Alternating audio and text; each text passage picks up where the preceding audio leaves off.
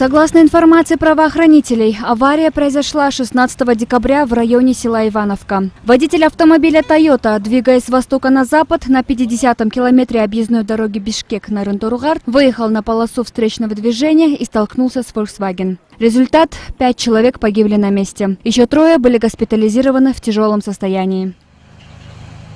Материалы по данному ДТП переданы в следственную службу ОВД Высокотенского района. По данному факту ДТП возбуждено уголовное дело по статье 281 части 3 Уголовного кодекса Кыргызской Республики.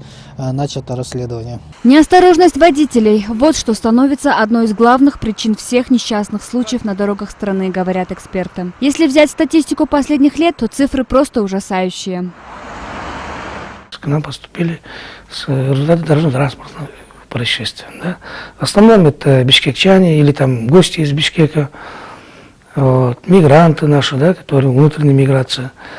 Именно поэтому в стране в последнее время взяли курс на ужесточение наказаний виновникам ДТП. Увы, результаты от таких стараний оставляют желать лучшего. Бытует мнение, что корень проблемы нужно искать не в карательных мерах, а в культуре самого владельца транспортного средства. Правда, власти со своей стороны тоже пытались решить этот вопрос методом внедрения проекта «Безопасный город». Но и его вот уже 7-й год подряд все никак не могут запустить, сетуют эксперты. Я думаю, что если проект «Безопасный город» будет реализован, то резко сократится количество дорожно-транспортных происшествий. Я не могу сказать, что 100% станет безопасно, но, по крайней мере, люди уже начнут думать над этими вопросами. Среди стран Центральной Азии Кыргызстан по показателю смертности на дорогах стоит чуть ли не на 1-м месте. По крайней мере, так считают во Всемирной организации здравоохранения. Если это правда, то это еще один повод для того, чтобы ускорить в стране процесс внедрения заветного проекта.